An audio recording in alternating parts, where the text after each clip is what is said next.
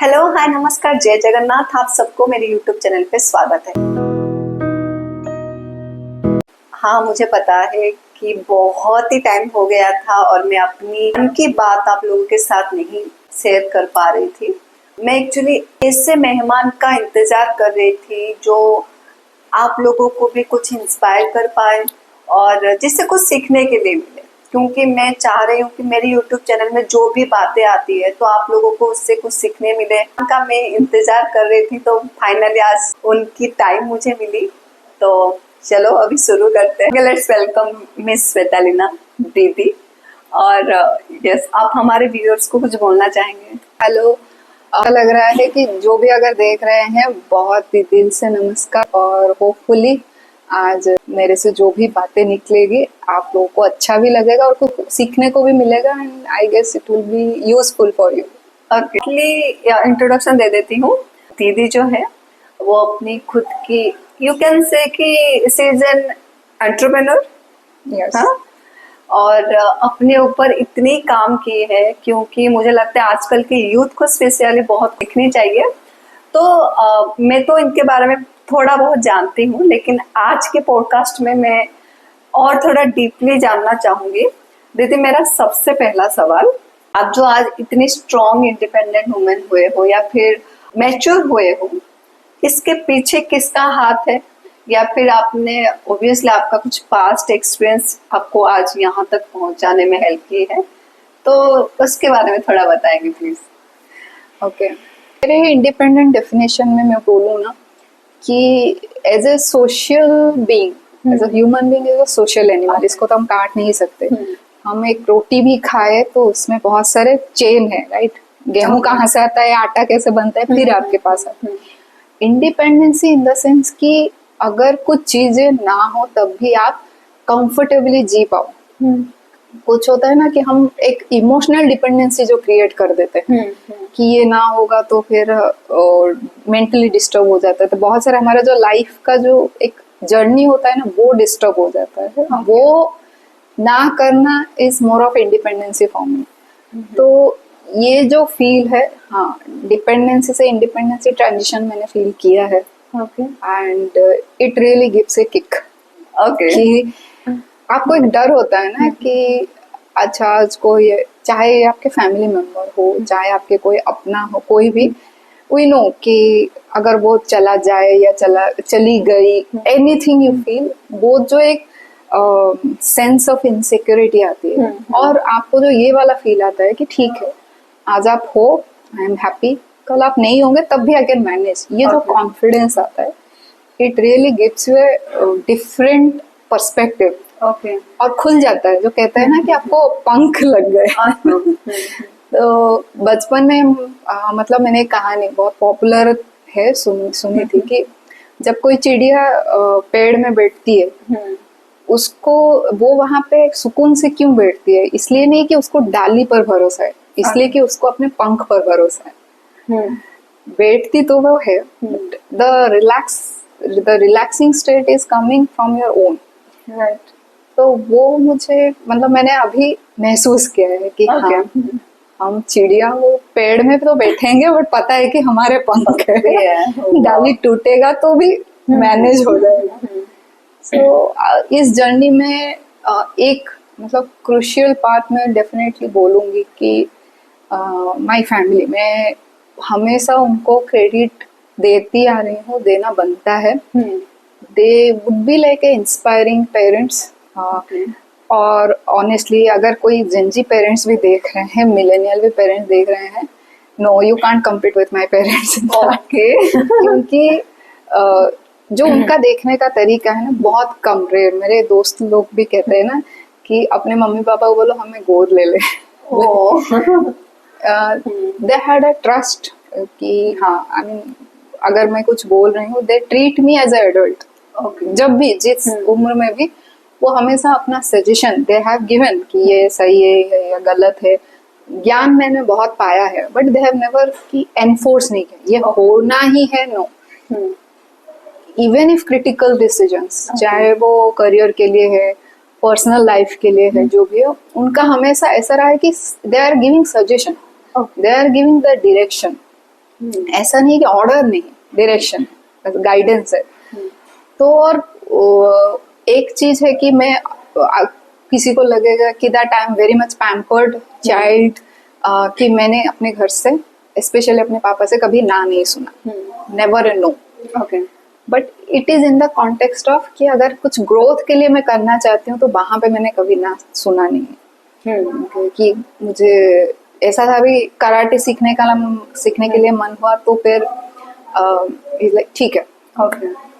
गाड़ी सीखना है ठीक है, ये पढ़ना है ठीक है। तो आपकी ग्रोथ को देख के it is not even gender bias की मेरा I have my younger brother, तो अब उसको जो प्रेफरेंस था, ऐसा नहीं है कि उसको मना किया गया है या ज्यादा उसको प्रोविजन मिला है, उसने भी अपनी ग्रोथ के लिए जो व्हाट एवर ही डिमांडेड अपने बेस्ट से उन्होंने कम से कम अपना एग्रीमेंट दिया। एग्रीबल पार्ट इम्पोर्टेंट है। तो even we are like middle class family, but हाँ जो अप्रोच होता है ना कि नहीं the childrens are going in a growth direction, तो हम अपना बेस्ट देंगे। दूसरा है कि ये जो स्टीरियोटाइप ये कभी मुझे छुआ नहीं है when I was growing up. Transition बोलो, बचपन से टीनेज, ये जो नाजुक फेज होता है ग्रोइंग अप, कैसे हुआ कि अभी भी अगर आप सोसाइटी में देखो स्पेशली कलर को लेके जजमेंट अभी भी होता है। सरप्राइजिंगली मैं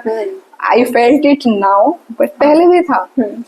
तो कभी ऐसा हुआ नहीं कि कभी ऐसे लोग कॉमेडी में भी बोलते हैं ना कि माँ आपको गोरा होने के लिए हल्दी लगाएगी, या पापा बोलेंगे कि भाई शादी के लिए उसको ऐसे तैयार करो।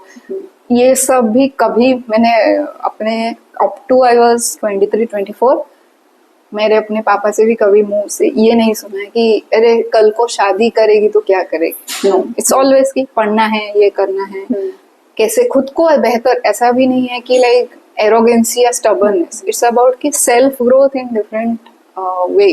ओके। तो इसीलिए ये जो चीजें होती है ना कि जब आप नाजुक स्टेज में होते हो, ये जो जजमेंट आता है it really hit your self confidence. तो वो फेज में क्योंकि वो नहीं आया, somehow it didn't affect my confidence in आज को कोई कुछ भी बोलता है तो it doesn't affect, बट अगर तब होता तो शायद ज्यादा लगता। स्पेशली अगर आप घर से सुनते हो, बाहर तो बोलेंगे, घर पे वो जो सेफ एनवायरनमेंट मिल गया तो कभी लगा ही नहीं कि मुझ में कुछ कमी है, या obviously we come with flaw but it doesn't harm your confidence.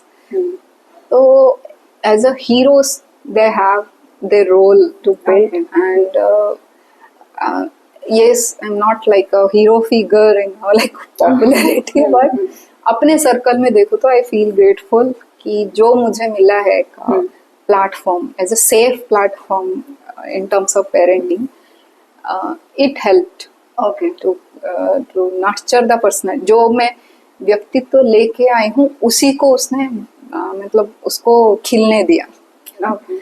और विलेंस के तो मतलब उनका भी रहना बहुत जरूरी है वैसे। अरे ऑनेस्टली जरूरी है। मैं ये कोई no, it is not scripted, ना डायलॉग है, ये सच्ची बात है। Villains they are real teachers. ये एक शायद अभी एक आशुतोष राणा का एक थिएटर एक्ट आया था अभी, उन्होंने रावण जी का रोल निभाया। तो वहां पे वो सीन है कि लक्ष्मण को राम जी ने भेजा ना कि रावण इतना बड़ा ज्ञानी है, उनसे ज्ञान लेके आओ, उनका कुछ वो कन्वर्सेशन है। तो वहां पे जो रावण बोल रहे हैं लक्ष्मण जी को कि दोस्त आप किसी को भी बनाओ, बट शत्रु बनाना है तो ढंग मतलब अपने लेवल का और एक टफ शत्रु बनाओ, क्योंकि वो आपको हेल्प करता है, वो प्रेरणा बनता है कि आप अपने ऊपर काम करोगे, ग्रोथ करोगे, वो आपको चैलेंज करता है हर चीज में। तो ये होता है, मेरे पर्सनल एक्सपीरियंस से मैं बोलती हूँ कि ये होता है। और ऐसा नहीं है कि लाइक हम सिर्फ सेफ में बढ़े। स्पेशली मैं अपने स्टूडेंट्स को भी बोलती हूँ कि आप अपने जो घर के चार दीवार और इंस्टीट्यूशन के चार दीवार से बाहर ना जो दुनिया है वो माफ नहीं करती। आप जो करते हो उसका कॉन्सिक्वेंस है, सही गलत की बात नहीं है। आप जो करते हो कहते हो उसका कॉन्सिक्वेंस के लिए रेडी होना है।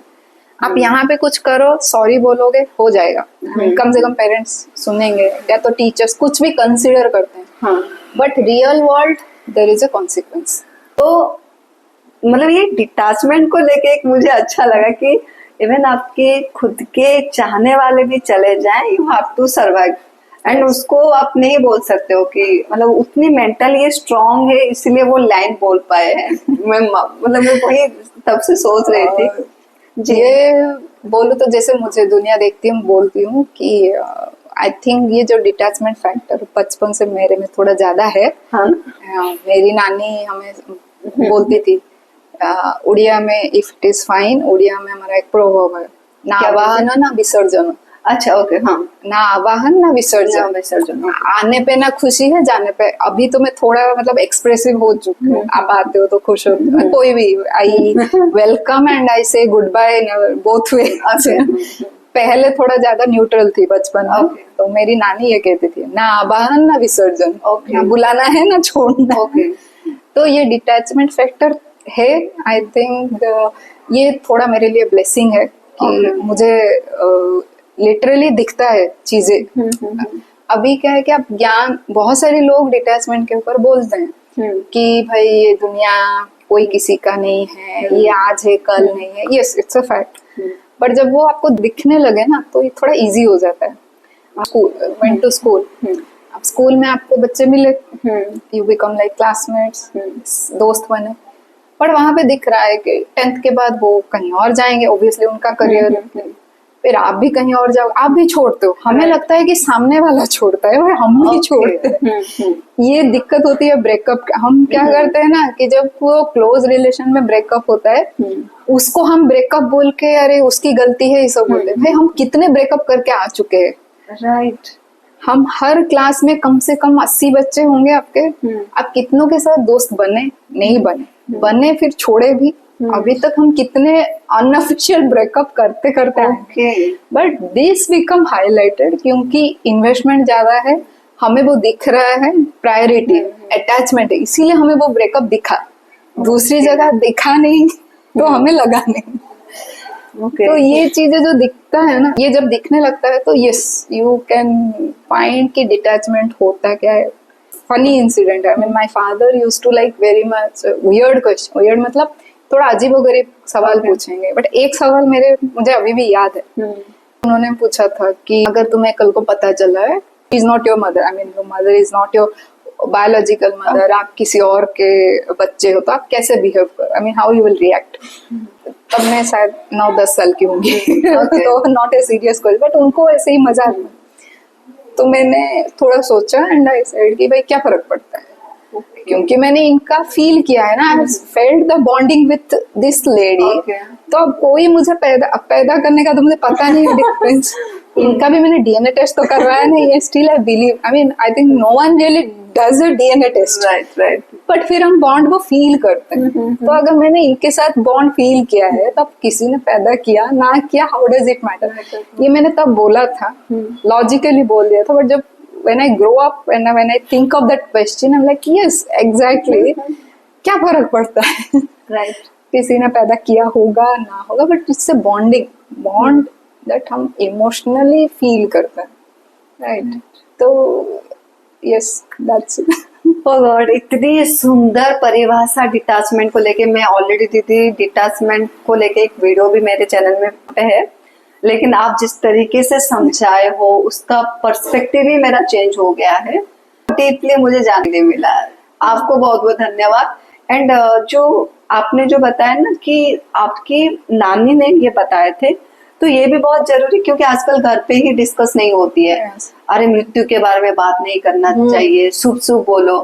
क्यों हर चीज को लेके? क्योंकि ये आपके प्लेटफॉर्म में मैं ये मैसेज देना चाहती हूँ। हम मौत से डरते हैं ना, I mean we are very much again attachment. Right. हम चाहते हैं कि हम इस जिंदगी को पकड़ के रखें, जो कि है नहीं। कभी भी ये जिंदगी ऐसे फिसल है। वन ऑफ द क्या बोलते हैं ना, वो जो चीटर हम दूसरों बोलते हैं, life is a definite cheater, वो जाएगा। हम उसको पकड़ने की कोशिश करते हैं। जब वो करोगे तो आपको जो लाइफ से छूटने वाली चीजें होती है, आपको डर लगेगा।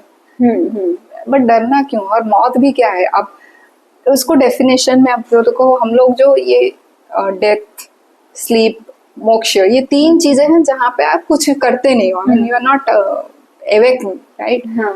अब अगर वो 7 घंटे का हो गया तो मतलब आप सो रहे हो, अगर वो 17 साल के लिए हो गया तो आप मर गए हो, अगर वो 7 करोड़ साल का हुआ तो मोक्ष, अल्टीमेटली उसी को ऐसे डिफाइन कर रहे हैं ना। तो ये थोड़ी ना टाइम फ्रेम, मतलब उस टाइम पे, और अगर आप 7 घंटा अच्छे से सो रहे हो, यू फील गुड।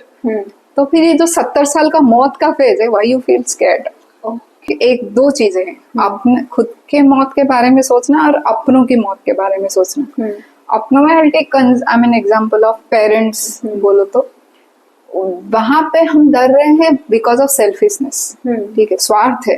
क्योंकि जो पेरेंट्स से हमें जो बेनिफिट्स मिल रहे हैं, जो भी कंफर्ट, अब बेनिफिट्स ऐसा नहीं उनको थप्पड़ भी लगते हैं तो, बट फिर भी that is somehow our comfort zone, वो है। तो एक सेंस ऑफ सिक्योरिटी, एग्जिस्टेंस, बहुत सारी चीजें उनके साथ कनेक्टेड है।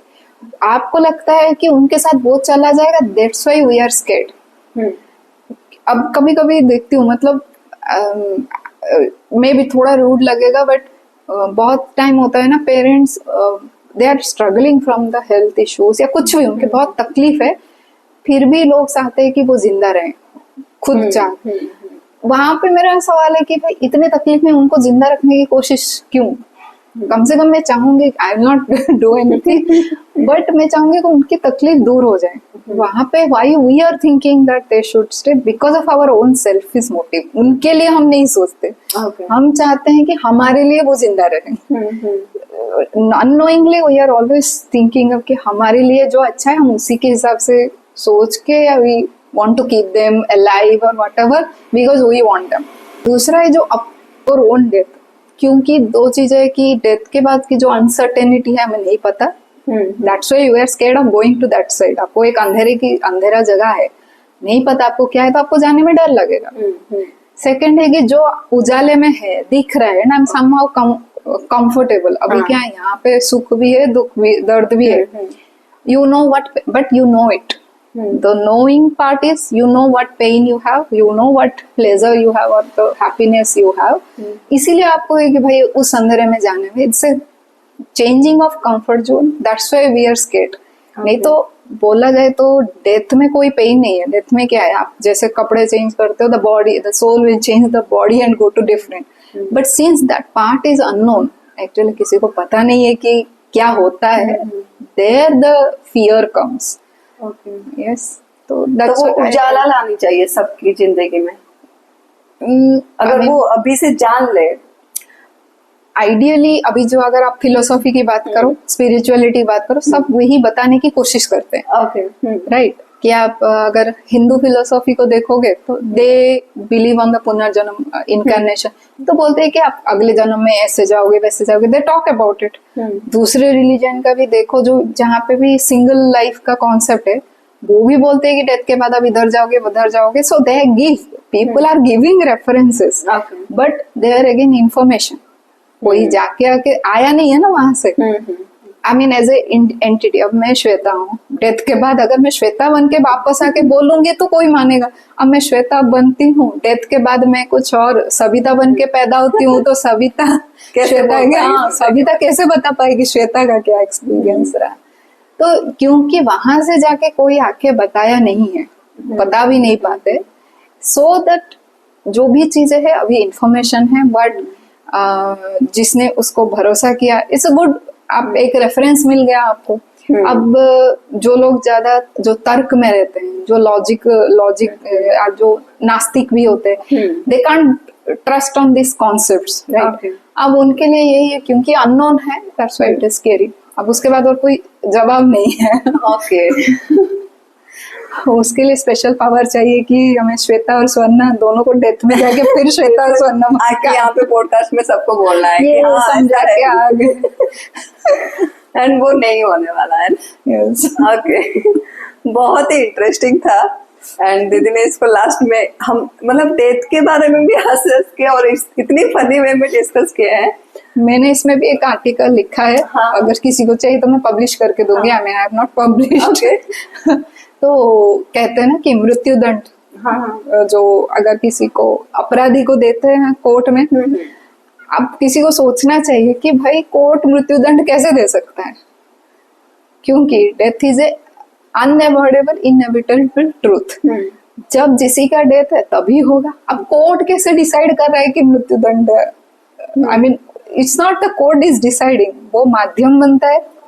ओके बन सकता है, बट अगर उसका उस टाइम पे जाने का नहीं है, कैसे भी हो के या तो वो फांसी कैंसिल हो जाएगा या तो फांसी हो नहीं पाए, कुछ तो होगा। So court can decide that, right.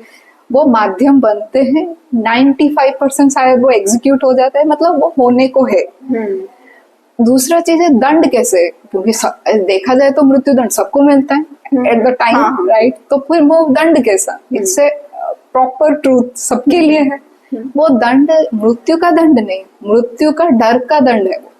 आप जो 10 साल बिताते हो, 16 साल, 15 साल या 5 महीने भी उस डर में बिता रहे हो कि भाई मुझे मौत में जाना है।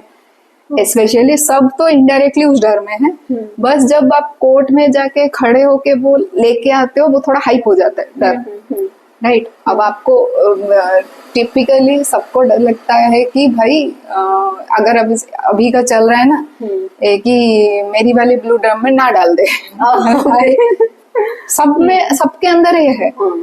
बट कुछ लोगों का अगर उनकी बीवी ब्लू ड्रम लेके आ गई, वो रील्स देखने लगी कैसे माने, तो फिर उसका हाइप हो जाएगा डर। तो that happens when there is a death sentence to a criminal. वैसे भी वो तो इतना इंटेलेक्चुअली लेते भी नहीं, ये तो ज्ञान ये तो है नहीं, तो उनके लिए उनको डर को एम्फसाइज करे, दैट इज देयर पनिशमेंट।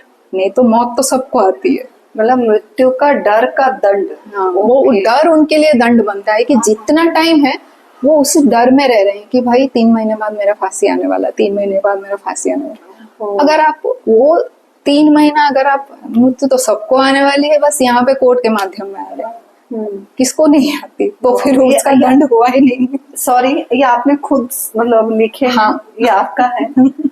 मैं सबको बोलती हूँ आप प्लीज इसको पब्लिश कीजिए एंड सब पढ़ने के लिए, मतलब इतनी सुंदर वे में आपने समझाए हो, मुझे पढ़ना है स्पेशली। ओके, सीरियसली बहुत और अगर किसी I mean if anyone is really jokes apart, but जो लोग इस जो डेथ सेंटेंस में ऑलरेडी भागी है, जो सजा काट रहे हैं, आई थिंक उनके लिए बहुत जरूरी है, क्योंकि उनको सामने वो दिख रहा है ना। वैसे मुझे जितना पता है भारतीय संविधान में इतने आसानी से फांसी दिया नहीं जाता, जिसको है यस, तो आप सोचो उनका डर को कितना बढ़ा दिया जाता है, that becomes a severe punishment for them, right. तो वही ये इतना लेवल तक तो मैं दिमाग सच में नहीं ली थी, लेकिन अगर आप लोगों को ये हमारी बातचीत और जो आज मुझे लगता है कि स्टार्टिंग आपकी एक्सपीरियंस से लेकर डेथ तक ही हम आ गए हैं, अगर ये बातचीत आपको अच्छी लगी तो हम इसका पार्ट 2 भी लेके आएंगे और गहराई से मुझे आपको बहुत सारे सवाल पूछनी है, लेकिन आज के लिए बस इतना। और आशा करती हूँ ये जो इंटेलेक्चुअल लेडी है जो इतनी अच्छे से आपको बात बताए हैं, आपको अच्छी लगी होगी। तो जैसे कि मैं हर एक वीडियो के एंड पे बताती हूँ, कुछ कीजिए या ना कीजिए, अपने आप को एक जादू की झप्पी देते रहिएगा और अपने ख्यालों का भी ख्याल रखिएगा। धन्यवाद, जय जगन्नाथ। Thank you. और हाँ, लाइक और शेयर जल्दी कर दीजिए, पार्ट 2 में आने के लिए मैं वेट कर रही हूँ। ओके, प्लीज कीजिएगा, दीदी के लिए स्पेशली। Thank you.